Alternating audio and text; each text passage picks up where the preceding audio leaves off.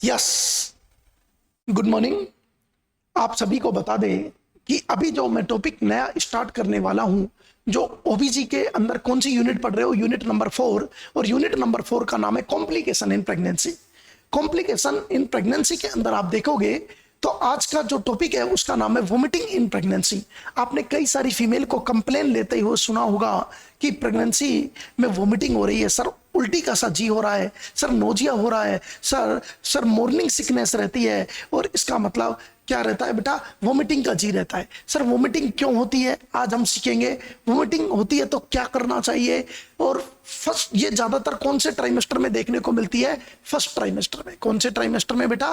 First trimester में सबसे ज्यादा जब प्रेगनेंसी हुई होती है, शुरू के 3 महीने में देखने को मिलता है vomiting in the pregnancy. Vomiting is a symptom. Vomiting कोई बीमारी का नाम नहीं है, मैंने साफ लिखा है, वोमिटिंग एक सिम्टम है। वोमिटिंग इज ए सिम्टम विच में बी रिलेटेड टू प्रेगनेंसी। हो सकता है वो रिलेटेड हो प्रेगनेंसी से, और may be complication of the medical, surgical and gynaecology. और हो सकता है किसी मेडिकल, कोई हो सकता है अपेंडिसाइटिस हो सकता है पेनक्रियाटाइटिस हो, कोई भी मेडिसिन, सर्जरी और गायनेकोलॉजी का कॉम्प्लिकेशन की वजह से भी हो सकती है प्रेगनेंसी में। प्रेगनेंसी में वोमिटिंग हो रही है तो एक मतलब यही मत समझो कि उसमें हो सकता है कि 99% तो प्रेगनेंसी की वजह से हो रही है, 1% कोई और कोज भी हो सकता है। The vomiting in pregnancy related to and depending upon the severity पे डिपेंड करती है कितनी सीवियर है। सर 2 टाइप की आपको वोमिटिंग देखी जाती है प्रेगनेंसी में। पहली सिंपल वोमिटिंग, जिसको इमेसिस ग्रेविडेरम के नाम से भी जाना जाता है, इमेसिस। और दूसरी सीवियर वोमिटिंग, जिसको हाइपर इमेसिस ग्रेविडेरम। आपके लिए इंपॉर्टेंट कौन सी है? दूसरी वाली। यदि नॉर्मल वोमिटिंग हो रही है तो उसको बोलते हैं इमेसिस, मतलब उल्टी, ग्रेविडेरम मतलब प्रेगनेंसी। प्रेगनेंसी में वोमिटिंग को बोलते हैं इमेसिस ग्रेविडेरम। यदि बहुत ज्यादा सीवियर वोमिटिंग हो रही है, उसकी डेली काम को करने ही नहीं दे रही, रूटीन के काम को नहीं करने दे रही, बार बार वोमिटिंग हो रही है, तो उसको बोलते हैं हाइपर इमेसिस ग्रेविडेरम। प्रेगनेंसी में कॉम्प्लिकेशन कौन सा है? दूसरे वाला। पहले वाला तो नॉर्मल बात है, मुझे तो कौन सा पढ़ाना है? Hyperemesis gravidarum. Hyperemesis मतलब बहुत ज्यादा vomiting, severe vomiting. Simple vomiting, simple vomiting को क्या बोलते हैं? Emesis gravidarum. It is also called morning sickness. इसको किस नाम से जाना जाता है बच्चों? मॉर्निंग सिकनेस के नाम से जाना जाता है, ध्यान से समझना। It is also called morning sickness. Morning sickness के नाम से जाना जाता है। द पेशेंट कंप्लेन, पेशेंट आपके पास आएगी और कंप्लेन करेगी nausea vomiting on rising in early morning. जैसे ही वो सुबह सुबह खड़ी होती है तो उसको नोजिया वोमिटिंग होती है, उसकी कंप्लेन रहेगी। The vomiting is very small. Vomit वो बताएगी वोमिटस जो निकलता है ना बहुत कम होता है। एंड क्लियर और बाइल स्टेन, हो सकता है क्लियर हो सकता है कि उसमें बाइल जूस भी आ रहा हो। It does not impair the normal activity. Normal जो वोमिटिंग होती है कभी भी उसकी नॉर्मल एक्टिविटी को नहीं रोकती है फीमेल की। The simple vomiting disappear after और विदाउट ट्रीटमेंट। मैं दोबारा बोल रहा हूं, जो सिंपल वोमिटिंग होती है वो अपने आप स्वतः, या तो ट्रीटमेंट लोगे या नहीं लोगे तो भी फर्स्ट ट्राइमेस्टर के बाद में या 12 वीक के बाद में, ट्रीटमेंट इन द 12 से 14 वीक, 12 से 14 वीक में अपने आप गायब हो जाएगी, आप ट्रीटमेंट लो या मत लो। क्यों? सिंपल वोमिटिंग है, नोजिया वोमिटिंग का शिकायत है। दूसरा, अब आता है treatment of the morning sickness. Sir morning sickness का ट्रीटमेंट क्या होता है? यदि किसी को नॉर्मल वोमिटिंग हो रही है तो जिसको मॉर्निंग सिकनेस कहते हो आप, तो उसमें क्या लेना चाहिए? फीमेल को सबसे पहले खड़े होते ही, क्यों होती है पहली बात मैं बता देता हूं, क्योंकि बॉडी में बीटा एचसीजी बनता है। बीटा एचसीजी प्रेगनेंसी में जब जब बनता है तो नोजिया करवाता है। बीटा एचसीजी जितना ज्यादा होगा उतना ज्यादा वोमिटिंग होगी। सर सबसे पहले अश्योरेंस इज इंपॉर्टेंट। सबसे पहले उसको सांत्वना दो। एश्योरेंस मतलब होता है सांत्वना, सांत्वना। उसको सिंपैथी दो कि होता है, हर किसी के साथ में होता है, थोड़े दिन में अपने आप ठीक हो जाएगा। अश्योरेंस बहुत इंपॉर्टेंट होती है। दूसरा, taking of the dry toast. Question आया हुआ है, उसको सुबह सुबह खड़े होते ही बोलो कि आपको एसिड बन रहा है तो आप ड्राई टोस्ट खाइए या बिस्किट्स खाइए। सुबह सुबह बिस्किट्स या ड्राई टोस्ट खाने के लिए बोलो, 99% केस सॉल्व हो जाते हैं। अवॉइड फैटी और स्पाइसी फूड। फैटी और स्पाइसी फूड बिल्कुल नहीं देना है। एंटी इमेटिक ड्रग, यदि आपको लग रहा है वोमिटिंग ज्यादा है या थोड़ी भी है, आपसे सहन नहीं हो रही, तो एंटी इमेटिक ड्रग ले सकते हो, जिसका नाम है ट्राइफ्लूओपेराजिन 1 mg बीडी, जिसको एस्पाजीन के नाम से भी मार्केट में उपलब्ध है। यह सेफ ड्रग है प्रेगनेंसी में। दूसरी, प्रोमेथाजिन एंड ओंडानसिट्रॉन भी यूज कर सकते हो। प्रोमेथाजिन और ओंडानसिट्रॉन। आजकल तो आपको दोबारा बता रहा हूं, आजकल आपके सामने जो आप दवा देते हैं उनमें ट्राइफ्लूओपेराजिन और दूसरी टैबलेट डॉक्सिलामाइन, एक टैबलेट आती है डॉक्सिलामाइन, डॉक्सिलामाइन जो टैबलेट होती है डॉक्सिलामाइन 25 mg बीडी दे सकते हो। हमारे हॉस्पिटल में सबसे सस्ती आती है और प्रेगनेंसी में सेफ होती है टैबलेट डॉक्सिलामाइन। सर और कौन कौन सी दे सकते हैं? डॉक्सिलामाइन दे सकते हैं 25 mg बीडी, साथ में एस्पाजिन दे सकते हैं, मार्केट में अवेलेबल नहीं होती है। प्रोमेथाजिन और ओंडानसिट्रम भी यूज में कर सकते हैं, लेकिन मेटाक्लोप्रोमाइड कभी भी नहीं देनी, क्योंकि मेटाक्लोप्रोमाइड प्रेगनेंसी फर्स्ट ट्राइमेस्टर में बच्चे में अर्थात एबनॉर्मलिटी पैदा करती है और कॉन्ट्रा इंडिकेटेड है। Sir vitamin B one 100 mg OD दो, क्योंकि विटामिन बी1 की कमी आ जाती है जिसकी वजह से भी वॉमिटिंग होती है। तीसरा टेक फ्लूइड, फीमेल को बोलो कि 2.5 लीटर पर डे आप पानी पीजिए 24 आवर में, ये आपका नॉर्मल वॉमिटिंग का ट्रीटमेंट है। नॉर्मल 99% वॉमिटिंग इससे ठीक हो जाती है। लेकिन और कौन कौन से कोच है जो इमेसिस इन प्रेगनेंसी करवाते हैं, मतलब प्रेगनेंसी करवाते हैं? ध्यान से सुनना, अदर कोच बताइए जो मतलब प्रेगनेंसी में उल्टी के कारण हो सकते हैं। मेडिकल कोच हो सकता है और सर्जिकल कोच हो सकता है और गायनेकोलॉजिकल कोच हो सकता है। कोई जरूर नहीं है कि प्रेगनेंसी की वजह से हो रही हो सकता है कि इंटेस्टाइन में इंफेक्शन हो सकता है यूटीआई हो, यूरिनरी ट्रैक्ट का इंफेक्शन, टॉयलेट में जलन हो जिसकी वजह से वोमिटिंग हो सकती है, हो सकता है हिपेटाइटिस हो, लीवर का इंफेक्शन हो, और हो सकता है डायबिटीज हो। इनमें भी आपको वोमिटिंग देखने को मिल सकती है। सर्जरी में क्या क्या कारण हो सकते हैं? अपेंडिसाइटिस, अपेंडिक्स का पेशेंट हो, पेप्टिक अल्सर का पेशेंट हो, पैनक्रियाटाइटिस का पेशेंट हो, और हो सकता है इंटेस्टाइन में ऑब्स्ट्रक्शन, मतलब इंटेस्टाइन ब्लॉक हुई पड़ी है, इस वजह से अर्थात जो कंटेंट है वो बाहर आ रहा हो। गायनेकोलॉजी के अंदर खोज कौन सा होता है? ट्विस्टेड ओवरियन, अर्थात ओवरी मुड़ी हुई हो अर्थात ट्विस्ट हो रही हो, या red degeneration of the fibroid, और फाइब्रॉइड हो अर्थात यूट्रस के अंदर गांठ हो, अर्थात बिनाइन गांठ हो, बिनाइन ट्यूमर हो यूट्रस का जिसका रेड डिजनरेशन हो रहा हो। उसमें भी क्या होती है बेटा? 2 तरह के डिजनरेशन होते हैं हर फाइब्रॉइड के, व्हाइट डिजनरेशन और रेड डिजनरेशन में हमेशा क्या होती है? वॉमिटिंग होती है। ये कारण है आपके प्रेगनेंसी अर्थात अदर कोज है, ये आपको हमेशा याद रखने हैं। दूसरे नंबर पे आपके सामने आता है हाइपर इमेसिस ग्रेविडेरम। क्या आता है? Hyperemesis gravidarum. ये एक बहुत बड़ा कॉम्प्लिकेशन है आपके सामने, हाइपर इमेसिस ग्रेविडेरम। क्वेश्चन सुनना बेटा, हाइपर मतलब सीवियर, इमेसिस मतलब वॉमिटिंग, ग्रेविडेरम मतलब प्रेगनेंसी। प्रेगनेंसी के अंदर अर्थात सीवियर वॉमिटिंग। अभी आप नॉर्मल वॉमिटिंग सीख के आए हो, इमेसिस ग्रेविडेरम। यस, हमारा फुल बैच आप लोगों के साथ में चल रहा है, आप फुल बैच का आनंद ले सकते हो। आप फुल बैच के अंदर ओबीजी पढ़ सकते हो, टोटल नर्सिंग ऑफिसर का अपकमिंग एग्जाम्स में है जो बैच आया हुआ है उसको पूरा आप अटेंड कर सकते हो, बेस्ट से बेस्ट कोर्स। इसके अलावा सीएचओ का रिकॉर्डेड टोटल कोर्स आपके सामने है। आप ओनली सीएचओ का कोर्स तो ओनली 700 में ही ले सकते हो। आप प्लेसेंटा नर्सिंग ऐप को डाउनलोड करें और उसके बाद में स्टोर पर जाके किसी भी कोर्स को परचेज कर सकते हो आप। Yes, it is severe type of vomiting. Severe है तभी तो हाइपर इमेसिस बोल रहे हो। Severe type of vomiting in pregnancy which has negative effect on the health of the mother. Hyperemesis gravidarum उसको बोलते हैं जिसके अंदर negative effect of health of the mother and disturb day to day activity, मतलब जो mother की जो daily activity है उसको डेली की डेली वाले रूटीन जो वर्क होते हैं उनको भी करने में दिक्कत पैदा होने लग जाए तो उसको फिर हाइपर इमेसिस ग्रेविडेरम नाम आप दोगे। The side effect of the severe vomiting. Sir hyperemesis gravidarum होने की वजह से क्या क्या हो सकता है? डिहाइड्रेशन में जा सकती है पेशेंट, मेटाबॉलिक एसिडोसिस में जा सकती है, साथ में एल्कलोसिस में भी डिपेंड करता है। एसिडोसिस एल्कलोसिस कुछ भी हो सकता है। हाइपोकैलेमिया, क्योंकि जब भी वोमिटिंग होती है तो सोडियम और पोटेशियम का लॉस होता है। हाइपोनेट्रीमिया, हाइपोकैलेमिया, और साथ में क्या होता है? Weight loss. ये सारे साइड इफेक्ट है किसके? हाइपर इमेसिस ग्रेविडेरम के।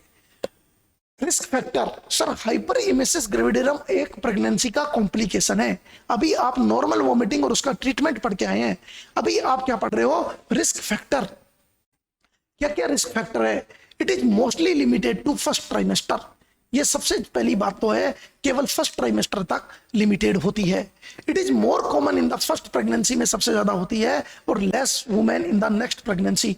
अगली प्रेगनेंसी में यदि कोई फीमेल प्राइमी ग्रेविडा है, पहली बार बच्चे को जन्म दे रही है, तो सीवियर जो आपका हाइपरिमेसिस ग्रेविडेरम है उसका ज्यादा सामना करना पड़ सकता है। दूसरी वाली प्रेगनेंसी में हाइपरिमेसिस ग्रेविडेरम होने के चांस 15% तक कम हो जाते हैं। दूसरा, हिस्ट्री ऑफ मोशन सिकनेस इन और माइग्रेन। यदि कोई फीमेल को माइग्रेन या मोशन सिकनेस की से जो गाड़ियों में जाते हैं तो एकदम से हेडेक, वोमिटिंग, नोजिया रहती है, जिसको बोलते हैं मोशन सिकनेस और माइग्रेन की प्रॉब्लम है, तो उनमें हाइपरिमेसिस ग्रेविडेरम होने के चांसेस ज्यादा होते हैं। मोर फाउंड इन द हाइडेंटिफोरम मोल। ज्यादातर, और जो लोग हाइडेंटिफोरम मोल के पेशेंट है, एच मोल जिसको बोलते हैं, हाइडेंटिफोरम मोल, ध्यान से समझना, हाइडेंटिफोरम मोल। कई बार क्वेश्चन आता है आपके सामने, हाइडेंटिफोरम मोल। हाइडेंटिफोरम मोल का मतलब है एच मोल। इसका मतलब यूट्रस के अंदर वेसाइकल्स बन जाती है इसके अंदर। ये अगला कॉम्प्लिकेशन है जो आप मेरे साथ ओबीजी में पढ़ेंगे। मोर फाउंड इन द हाइडेंटिफोरम मोल में, अर्थात देखा जाता है एच मोल मोलर प्रेगनेंसी में। क्यों देखा जाता है? मोलर प्रेगनेंसी में बीटा एचसीजी ज्यादा होता है, और मैंने आपको पहले ही बताया जितना ज्यादा बीटा एचसीजी होगा उतना ज्यादा वोमिटिंग होने के चांस रहेंगे। इन मल्टीपल या ट्विन प्रेगनेंसी, जिनको मल्टीपल या ट्विन प्रेगनेंसी रहेगी उनमें आपके सामने हाइपरिमेसिस ग्रेविडेरम होने के चांस ज्यादा होते हैं। Deficiency of the vitamin B1 and vitamin B6। यदि किसी को विटामिन B1 और B6 मतलब थायमिन और आपके सामने पायरिडॉक्सिन की कमी मिलेगी तो उसमें भी आपको हाइपरिमेसिस ग्रेविडेरम होने के चांस होंगे। इसलिए हम ट्रीटमेंट में विटामिन B1 अर्थात थियामिन 100 mg ओडी और साथ में आपके सामने विटामिन B6 पायरिडॉक्सिन 10 mg साथ में देकर चलते हैं। Sign and symptom. सर क्या साइन और सिम्टम आएंगे? मैंने आपको पहले ही बताया था, सिम्टम हमेशा पेशेंट बताता है, साइन हमेशा हेल्थ केयर वर्कर देखता है। साइन और सिम्टम क्या आएंगे? सर फिजिशियन क्या देखेगा इसमें? कौन कौन से साइन देखेगा? In early vomiting less quantity so dehydration. यदि शुरू की वोमिटिंग है, हाइपरिमेसिस ग्रेविडेरम अभी शुरू ही हुआ है, कम वोमिटिंग हो रही है, तो शुरू में डिहाइड्रेशन होगा। लेकिन ज्यादा यदि आप लेट में देखोगे, शुरू में यदि आप देखोगे तो सबसे पहले नंबर पे डिहाइड्रेशन और आपके सामने स्टारवेशन मतलब भूखा, ये जो लक्षण है स्टारवेशन और किसके, डिहाइड्रेशन के, ये कम देखने को मिलेंगे। लेकिन जैसे जैसे आपके हाइपरिमेसिस ग्रेविडेरम बढ़ता जाएगा, लेट कोर्स में हाइपरिमेसिस ग्रेविडेरम देखोगे तो डिहाइड्रेशन और स्टारवेशन के साइन भी प्रेजेंट होने लग जाएंगे। डिहाइड्रेशन के साइन का मतलब होता है ड्राई स्किन होना, आपकी टीयर सूख जाना, आपकी म्यूकोजा जीभ का सूख जाना मतलब सलाइवा एब्सेंट हो जाना, आपके स्किन को पिंच करोगे तो एक मिनट से ज्यादा लग जाएगा उसको वापस अपनी जगह पर पहुंचने पर, तो डिहाइड्रेशन के साइन आपको दिखने लग जाएगी। सनकन आईज दिखने लग जाएगी, ये आपको दिखने लग जाएगा। यस क्लियर, स्टारवेशन के साइन आने लग जाएंगे, प्रोटीन स्केलेटन मतलब फैट गायब होने लग जाएगी, ये साइन दिखेंगे। पेशेंट क्या बताएगा? सिम्टम। पेशेंट को सीवियर वोमिटिंग, एपिगैस्ट्रिक पेन होगा। पेशेंट हमेशा क्या बताएगा? सिम्टम बताएगा। सिम्टम पेशेंट के अंदर पेशेंट खुद बोलेगा सीवियर वोमिटिंग है, आपके इधर एपिगैस्ट्रिक रीजन में पेन बताएगा हाथ लगा के, ओलिगोयूरिया यूरिन आउटपुट कम आता है, constipation, dehydration, ketoacidosis, dry tongue, ये सारे किसके साइन है? स्टारवेशन एंड डिहाइड्रेशन के। सनकन आईज, एक्स अर्थात आपके सामने acetone smell in the breath, ketone bodies की स्मेल आती है बेटा, एसीटोन की स्मेल आती है ब्रीथ के अंदर, जैसे पके हुए फ्रूट्स किसी, नेल पॉलिश जैसी आपके सामने क्या आती है, सांस के साथ में ब्रीथ आती है। इसका मतलब ये पेशेंट स्टारवेशन में चल रहा है, इसका मतलब इसका सीवियर वोमिटिंग का पेशेंट है। Diagnostic evaluation. सर डायग्नोस्टिक क्या इवेल्युएशन है? What is the diagnostic evaluation? The pregnancy is to be confirm first. सबसे पहले यदि कोई पेशेंट वोमिटिंग लेके आ रहा है, सबसे पहले आप UPT test, urine pregnancy test या प्रेगा न्यूज के टेस्टर से लगा के देखिए कि सबसे पहले कंफर्म कीजिए कि इसका प्रेगनेंसी की वजह से या अदर कोज जो मैंने बताए थे, मेडिकल, सर्जिकल या गायनेकोलॉजिकल कोज तो नहीं है, कुछ और तो नहीं है। तो सबसे पहले प्रेगनेंसी को फर्स्ट कंफर्म कीजिए, उसके बाद में अदर कोज ऑफ वोमिटिंग जो मैंने आपको टेबल बताई है उसको देखिए। यूज इज यूजफुल, ध्यान से, sonography is useful not only to confirm pregnancy. आप सोनोग्राफी कराने भेज दीजिए, इसलिए नहीं भेज रहे कि प्रेगनेंसी को कंफर्म, इसके साथ में यदि कोई अदर कॉम्प्लिकेशन, मोलर प्रेगनेंसी हुई, हाइडेंटिफॉर्म मोल का पेशेंट हुआ या बीटा एचसीजी बढ़ने की वजह से कोई जीटीडी गैस्ट्रेशनल ट्रोफोब्लास्टिक डिजीज हुई तो उसमें पता लग जाएगा। तो सोनोग्राफी बहुत यूजफुल होती है, सोनोग्राफी तुरंत करानी चाहिए, तो इससे प्रेगनेंसी भी कंफर्म हो जाएगी, बट आल्सो इसके साथ में अदर कोज लाइक एचमोल, मल्टीपल प्रेगनेंसी और टेबल के अंदर जो कोज है जो भी मैंने मेडिकल सर्जिकल, अपेंडिसाइटिस तो नहीं है, पेनक्रियाटाइटिस तो नहीं है, हिपेटाइटिस तो नहीं है, ट्विस्टेड ओवरी तो नहीं है, रेड डिजनरेशन ऑफ फाइब्रॉइड तो नहीं है, ये बहुत सारे कुछ बताए मैंने, वो कुछ भी आपके इवेल्युएट हो जाएंगे। कॉम्प्लिकेशन, क्या क्या कॉम्प्लिकेशन हो सकते हैं? Neurological complication, example beri beri, मतलब विटामिन बी1 की कमी से, विटामिन बी1 की जो डेफिशिएंसी है उससे वर्निक्स एनसेफेलोपैथी या कोर्सकॉफ साइकोसिस हो सकता है। कोर्सकॉफ साइकोसिस या आपके सामने वर्निक्स एनसेफेलोपैथी देखने को मिल सकती है। वर्निक्स एनसेफेलोपैथी में ग्लोबल कंफ्यूजन होता है, मतलब पूरा पेशेंट कंफ्यूजन में रहता है। एक ट्रायड होता है जो मैंने पढ़ा रखा है। तो मतलब पेशेंट को विटामिन बी1 की कमी से वोमिटिंग ज्यादा बार बार आ रही है, तो हो सकता है कि न्यूरोलॉजिकल कॉम्प्लिकेशन हो जाए। अल्सर, स्टोमक में अल्सर भी हो सकता है एसिडिटी की वजह से, एसिड ज्यादा बनने की वजह से। जॉन्डिस भी हो सकता है बाइल जूस की वजह से, और कन्वल्जन, और पेशेंट कोमा में भी जा सकता है यदि सीवियर वोमिटिंग होती रही तो। सर कैसे मैनेज करेंगे? लास्ट आज का मैनेजमेंट। सर कैसे मैनेज करेंगे? What is the management of the vomiting in pregnancy? What is the management? सबसे पहले मैनेजमेंट आता है हॉस्पिटलाइज द पेशेंट। पेशेंट को क्या करो? हॉस्पिटलाइज करो। दूसरा, डिहाइड्रेशन को मेंटेन करो, जितना फ्लूइड इसका है फ्लूइड दो। कुछ कितना फ्लूइड दोगे आप? लगभग 24 आवर में आप लगभग आपको कितना फ्लूइड देना है? 3 लीटर फ्लूइड, 3 लीटर फ्लूइड देना है 24 आवर में। सर कैसे कैसे दोगे 3 लीटर? 1.5 लीटर तो दोगे 5% डेक्सट्रोज, और बाकी का 1.5 लीटर क्या दोगे? आरएल। 3 लीटर फ्लूइड आपको देना है 3 लीटर। इस 3 लीटर में आपको 1.5 लीटर तो क्या देना है? 5% डेक्सट्रोज। क्या देना है? 5% डेक्सट्रोज। और आपको 1.5 लीटर आपको क्या देना है? आरएल देना है। RL is the fluid of choice in the vomiting and diarrhoea. RL is the fluid of choice. Yes sir. और कौन सी ड्रग दे सकते हो? एंटी इमेटिक, प्रोमेथाजीन, फेनार्गन 25 mg मैंने आपको बताया है, प्रोमेथाजीन। सर प्रोक्लोरप्रोमाजीन दे सकते हो आप, 5 mg क्लोरप्रोमाजीन दे सकते हो, बीडी में आईएम रूट से दे सकते हो। इसके अलावा doxylamine is a very effective drug in the hospital में, बहुत आसानी से मिल जाती है। डोक्सिलामाइन टैबलेट 25 mg बीडी आप दे सकते हो, प्रेगनेंसी के अंदर दे सकते हैं। यस, ये आपका मैनेजमेंट वाला फॉर्म था। सर आपने कहा था विटामिन बी1 और विटामिन बी6 की भी कमी आती है। बिल्कुल, विटामिन बी6 और विटामिन बी1 भी आप दोगे। 100 mg विटामिन बी1 आपके सामने डेली ओडी में दे सकते हो। हाइड्रोकोर्टिसोन 100 mg आईवी के रूप में आप दे सकते हो नोजिया वोमिटिंग के अंदर। Drug of choice for severe vomiting in pregnancy, tablet doxylamine 25 mg BD, अर्थात आप 7 डेज तक आप दे सकते हो। ये हॉस्पिटल के आधार पर, राजस्थान के आधार पर मैंने आपको बताया है, यहां पर सबसे ज्यादा मात्रा में चलती है। Thank you so much all of you. आप सभी का बहुत बहुत धन्यवाद। आप प्लेसेंटा नर्सिंग ऐप को प्ले स्टोर से डाउनलोड करके आप उसके साथ में जुड़ सकते हो और हमारा एक पार्ट बन सकते हैं। ये जरूर याद रखें कि संस्कार, एजुकेशन, साथ में एक सही गाइडेंस आपको देखने को मिलेगा, जिसमें आप आसानी से अपने मंजिल पर पहुंच जाएंगे। Thank you so much all of you. Thank you.